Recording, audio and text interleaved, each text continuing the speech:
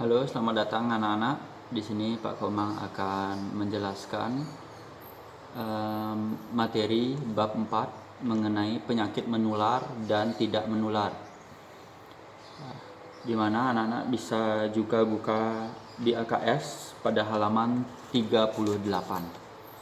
Langsung saja Pak Komang menjelaskan yang pertama ya mengenai penyakit menular dan tidak menular. Nah, ini menyambung juga materi dan mabaknya juga virus COVID-19 atau yang sering kita sebut dengan corona. Ya, sebelumnya Pak Koma akan membahas mengenai pengertian dari penyakit menular dan tidak menular. Ya, penyakit menular adalah penyakit yang dapat ditularkan oleh orang lain. Penularannya dapat melalui udara, sentuhan, lewat alat-alat perlengkapan rumah tangga, hingga ditularkan melalui hubungan seksual. Nah, selanjutnya adalah penyakit tidak menular, di mana penyakit yang tidak dapat ditularkan kepada orang lain. Penyakit ini terjadi karena faktor keturunan dan yang terpenting adalah gaya hidup yang tidak sehat. Nah, selanjutnya ya, apa sih tujuan kita belajar mengenai penyakit tidak menular maupun menular, yaitu supaya anak-anak menjadi agen kesehatan untuk diri sendiri maupun orang lain agar lebih peduli tentang arti dari kesehatan itu sendiri ya. Nah, selanjutnya contoh-contohnya ya, atau cara pencegahan penyakit menular. Perlunya waspada dan selalu peduli dengan kesehatan. Ya, Pak Komang ambil satu contoh saja ya, cegah dan tangani gejala difteri. Ya, difteri itu ya pencegahannya seperti menerapkan pola hidup bersih dan sehat. Baik itu pencegahannya diberikan vaksin dan lain sebagainya. Nah, untuk seperti penyakit corona, vaksin masih belum ditemukan. Jadi yang perlu anak-anak lakukan ya, menyambung dari materi yaitu penyakit menular. Corona adalah salah satu contoh penyakit menular. Ya, memang sangat wabah penyakit corona ini sangat merebak di semua negara, tidak hanya Indonesia. Yang pertama pasti itu di Cina. Yang perlu anak-anak lakukan adalah tetap waspada dan selalu menjaga pola hidup bersih dan sehat itu sendiri.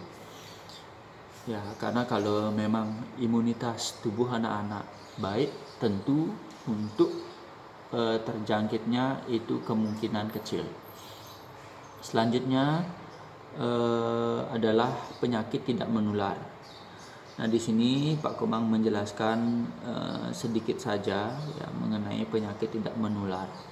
Ya, salah satu contohnya adalah 75% kematian akibat penyakit tidak menular atau PTM terjadi di negara berkembang. Jenisnya ya seperti kanker, stroke, ginjal, diabetes dan lain sebagainya. Nah, yang perlu anak-anak lakukan ya seperti tadi yang Pak Komang bilang, menjaga pola hidup bersih dan sehat tepatnya. Nah, penyakit menular dan tidak menular itu anak-anak bisa lihat secara lengkap juga di LKS. Apa-apa saja itu, dan juga anak-anak bisa lihat di Google bagaimana cara pencegahan atau penanganan. Selanjutnya adalah cara pencegahan dan penanganan yang simple dan ingin Pak Komang ingin beritahukan kepada anak-anak. Ya, di sini Pak Komang menggerakkan kepada anak-anak untuk pola hidup bersih dan sehat atau PHBS. Ya, yang pertama adalah pelajari. Nah, anak-anak mempelajari yaitu sumbernya harus jelas. Ya, terkadang memang sumber dari informasi tersebut itu sering kita sebut dengan hoax. Ya, asal-asalan sumbernya. Nah, anak-anak harus ketahui sumbernya itu dari mana. Salah satu contohnya ya Ikatan Dokter Indonesia dan lain sebagainya. Itu sumbernya yang pertama anak-anak pelajari dan sumbernya harus jelas. Nah, yang kedua adalah pahami. Ketika anak-anak sudah mempelajari, anak-anak harus memahami apa sih penyakit menular, apa sih penyakit tidak menular. Salah satu contohnya dengan berpikir kritis. Anak-anak harus berpikir kritis. Penyakit menular bagaimana sih pencegahannya? Penyakit tidak menular bagaimana sih pencegahannya? Itu anak-anak harus berpikir kritis. Nah, dan yang terakhir adalah anak-anak harus lakukan. Maksudnya Pak Komang di sini adalah apa yang sudah anak-anak pelajari dan anak-anak sudah pahami, ya itu akan terlihat tanpa hasil jika anak-anak tidak melakukan sesuatu apapun. Ya seperti contohnya ya pola hidup bersih sehat itu seperti apa sih? Anak-anak membuat suatu agenda kegiatan pola hidup sehat satu hari atau satu minggu ke depan. Misalkan di satu hari ini, pagi ini aku mau mandi, mau cuci tangan, habis itu makan dan cuci tangan lagi, dan kegiatan membersihkan ruangan atau tempat tidur dan lain sebagainya. Itu anak-anak membuat agenda kegiatan sehari-hari bagaimana mengatur pola hidup bersih dan sehat itu salah satu contoh kecil bagaimana anak-anak pola hidup bersih dan sehat untuk diri sendiri. Dan tidak hanya itu, anak-anak juga harus peduli dengan lingkungan sekitar. Maksudnya Pak Komang, anak-anak bisa memberikan contoh atau bisa menginformasikan bagaimana cara pola hidup bersih dan sehat itu. Selain membuat agenda, ada beberapa hal yang menjadi penekanan pada anak-anak untuk pola bersih dan sehat. Yang pertama, istirahat yang cukup. Yang kedua, pola makan atau makan makanan yang bergizi. Dan yang ketiga, tidak kalah pentingnya adalah berolahraga atau aktivitas fisik.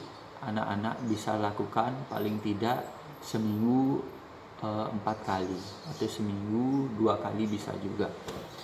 Dan juga minum air mineral secukupnya. Nah, dari pola-pola itu saja anak-anak sudah bisa meningkatkan daya tahan tubuh atau imunitas tubuh anak diri sendiri untuk mencegah terjadinya penyakit baik itu menular ataupun tidak menular. Nah, menyambung dari pola hidup bersih sehat itu, kembali lagi Pak Komang tekankan, di liburan anak-anak selama 14 hari ini ya Pak Komang harapkan, karena dimaksudkan untuk mencegah penyebaran virus corona ini, Pak Komang harapkan anak-anak selalu menjaga pola hidup bersih dan sehat yang Pak Komang jelaskan tadi. Itu yang pertama. Yang kedua, supaya meminimalisir pencegahan juga anak-anak, Pak Komang harapkan tidak terlalu sering ya berada di luar rumah. Ya kalau tidak penting-penting sekali, Pak Komang harapkan anak-anak bisa melakukan aktivitas atau kegiatan di rumah mengenai pola hidup bersih dan sehat.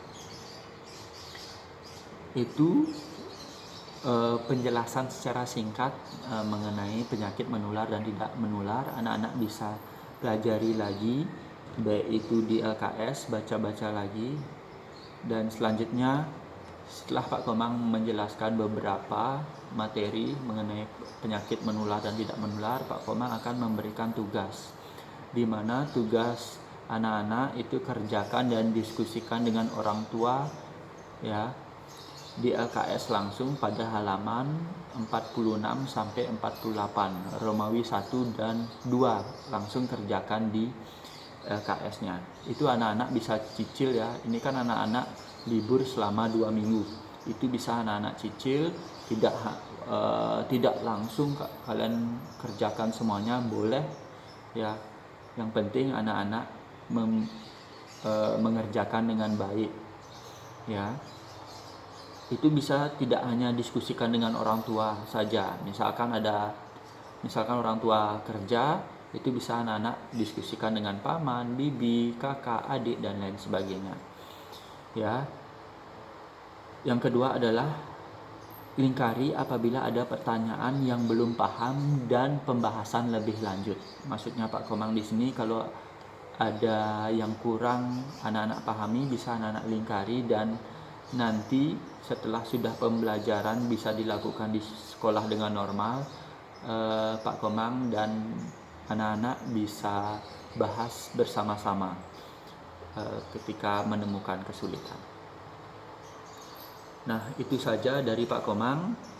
Ya, sekali lagi Pak Komang tekankan untuk anak-anak mengenai belajar di sekolah. Maksudnya Pak Komang belajar di rumah, ya, dan merebaknya kasus virus corona ini, Pak Komang harapkan anak-anak tetap waspada dan jangan panik, dan ingat selalu menjaga pola hidup bersih dan sehat. Sekian dari Pak Komang dan terima kasih.